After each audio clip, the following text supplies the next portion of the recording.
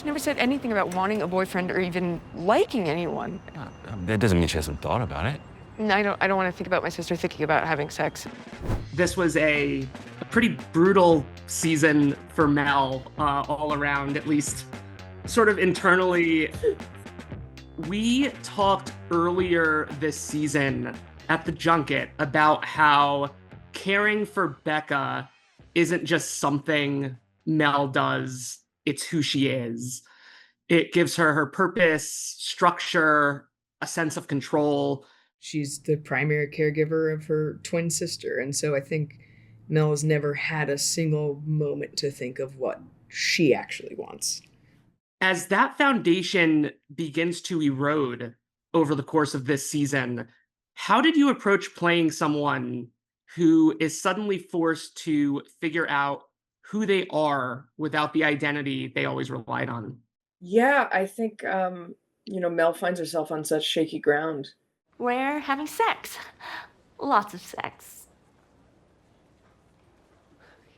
Not knowing exactly how to proceed or what is right for her. And it was really actor fun to just kind of feel like the rug was pulled from underneath her and she just has no, as you said, no real foundation anymore. Mel? Are you okay? Mm-hmm. Part of that is just allowing yourself to be lost. Also playing the character of like not really knowing how you feel in any given moment after, for a while at least, and trying to carve out something that feels right about who you are. And, over a few hours, that's not really feasible. And so it was a really fun thing to kind of, in a way, flounder for a bit and just try and find something that sounds interesting at least. Yeah. I don't think I can tell you. Becca, just tell me. Why are you yelling? I'm not yelling. It's just, look, it's really important that I know. That scene where Mel unloads on Becca is so emotionally raw. You're definitely yelling. Becca. Maybe we should step outside for a minute. Why won't you tell me? Dr. King, why don't you get some air? How much of what she's saying do you think is really about Becca versus Becca simply being the person who's there as Mel's entire sense of self begins to unravel? It kind of dawns on Mel too that Becca has never seen herself as being in the care of Mel. Are you spending the night? Yes, his parents invited me. They need to ask me that. And so Mel's whole identity of caring for Becca has never been reciprocated. I definitely think it was more of her panicking and trying to figure out what this means for next steps of just how to be a person in general, rather than actually being angry at Becca or anything like that. You have a wonderful scene with Catherine Lanasa in the stairwell, sort of an annual tradition at this point that you guys have a right? stairwell. And one line that really stood out to me is when Mel calls Becca an effing liar. Dana immediately reacts because it feels so out of character. My sister is a liar. Just curse. It's how I feel. I have to imagine that stood out to you the first time you read that in the script. What did that reveal to you about where Mel is emotionally, something that maybe hadn't fully surfaced yet in her confrontation with Becca? It's a different kind of pain when someone doesn't need you anymore. But there's a whole brand new wave of hurt when someone doesn't want you anymore. And I think Mel is feeling like Becca doesn't want her anymore as well as need her. And now she's got a boyfriend and they're going to fall in love and they're going to get married and I'm going to be completely alone. I think it's just, again, it's just sheer panic and trying to process emotions quickly, which is not going to be a strong suit of Mel's, and trying to figure out what the next steps are, what this means for the rest of her life, because I think Mel thinks in those big of schemes as opposed to just or just get through the day. It's like, no, it's everything right now. I feel good to say that out loud. No. It's big. And I think cursing is just really showing how big it is to Mel. And life-changing. And she has to rearrange everything now. And I think that's all, yeah, weirdly indicative from the saying the F word. At that point in the season, what do you think weighs more heavily on Mel? Is it losing the role she's always had in Becca's life? Or is it confronting the possibility of being alone? Oh, it's definitely being alone. I think Mel saw herself as a caregiver less out of need of caregiving and more out of, oh, here's an assignment. This could be my life. I want to go now. Well, I guess I could Bye call now. this.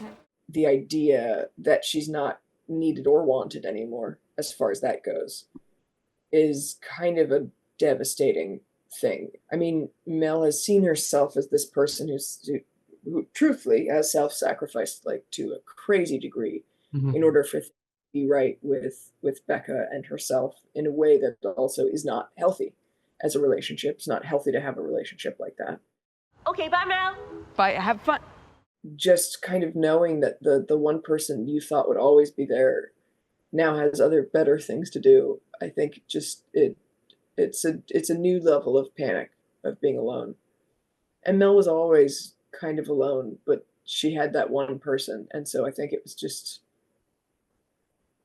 bigger than I think also it felt like most people around her didn't understand her reaction.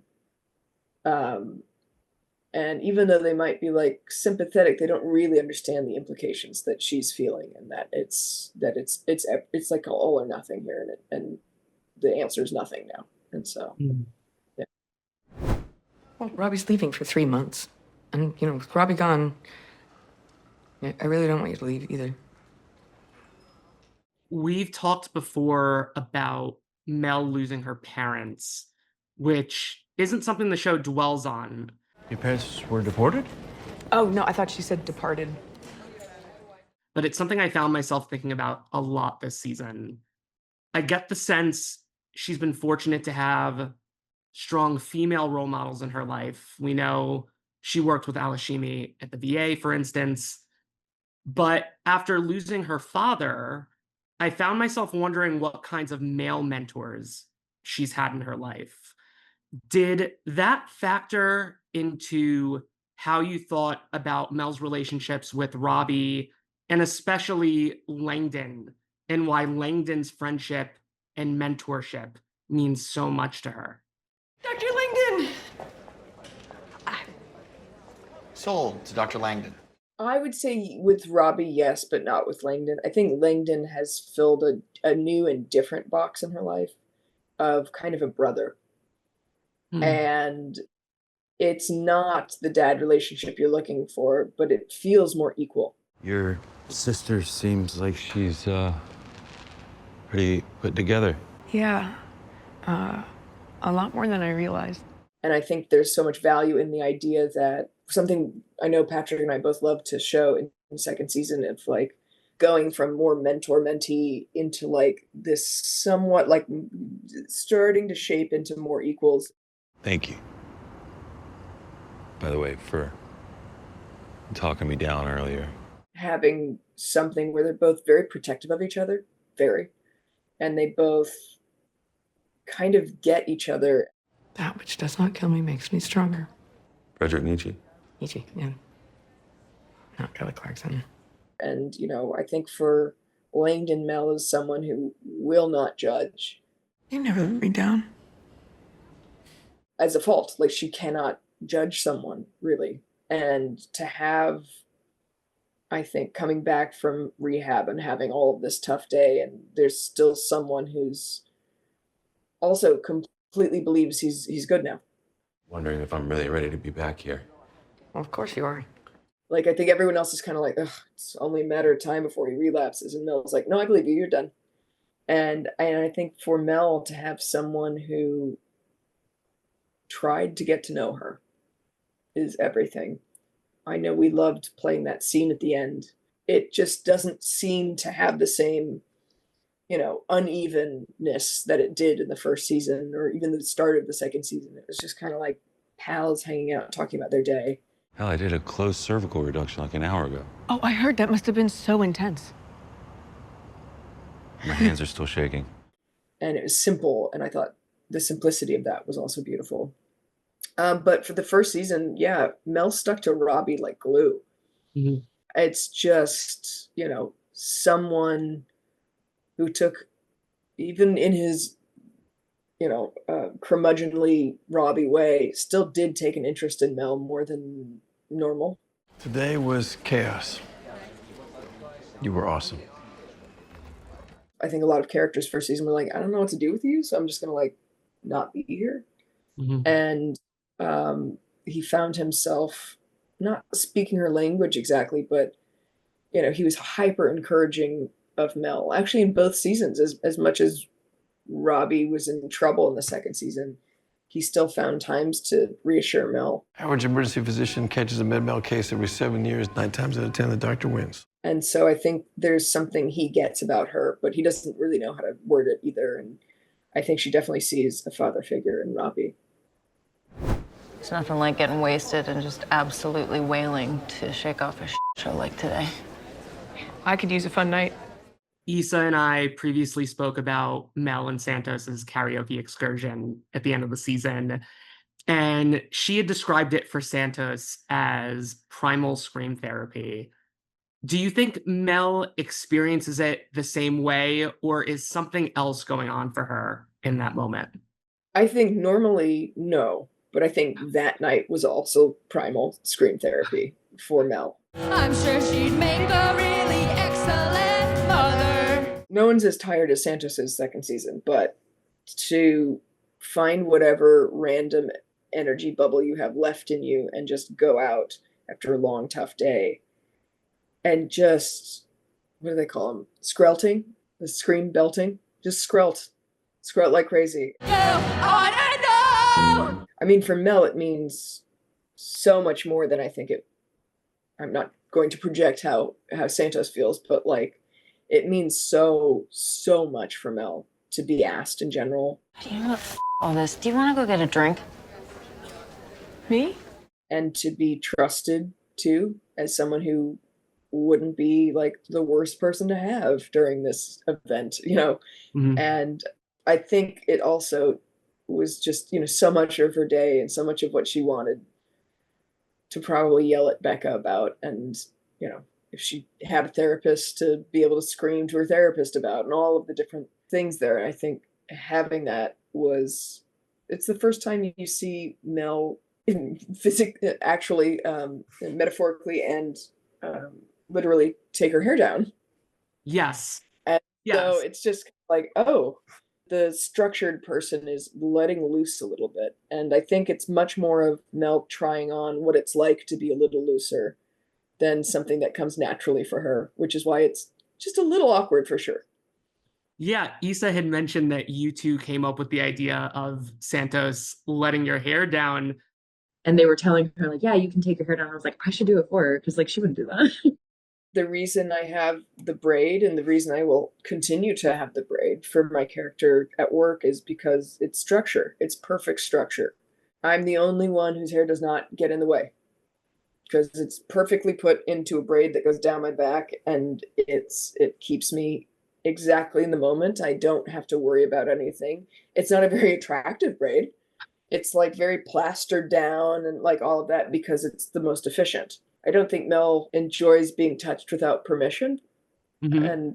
But she kind of lets her do it. And I thought there was something there that was also especially fun, where it's kind of like, yeah, Mel might need someone to help her get out of her box. And to have someone just, safely pushing her towards that was, I think, really invigorating for Mel. Several of your co-stars are Emmy nominees this year, but you and Tal Anderson are both first-time nominees. considering how central your scenes together were to Mel's journey this season, what does it mean to get to share this milestone with her? It's great. I haven't seen her yet, and I'm gonna. It's so cool. I mean, I think too, for two neurodivergent characters and neurodivergent actors, it feels extra special. In a way of we know how much harder it is for us to do normal daily things that no one else has to think of, and it does feel like an extra big pat on the back of like it's so hard. Everything is harder, and it's like this is, I don't know, it just feels very much next level, and I'm so happy to be sharing it with her. As we speak, you're about 4 weeks into production on season 3. We know very little beyond the fact that it picks up in mid-November, and I know you can't say much, but I was wondering if you can give me a sense of where Mel's head is at compared to where we left her at the end of season 2. I can say that Mel has a new stress in her life. And so it's, some of the frustration that kind of exploded out of Mel in season 2 that you kind of like, maybe I'm sure a little bit unexpected, but also hopefully I did my job and it still fit with character. But I think there's a lot more of that in season 3, and trying to find her place and trying to do this whole friendship independence thing, and seeing how much she's not going to do super well right away, but she's going to try her hardest, and reaching out, seeing if anyone needs more help. And I'm sure she won't do a great job at first, but definitely she will try her hardest.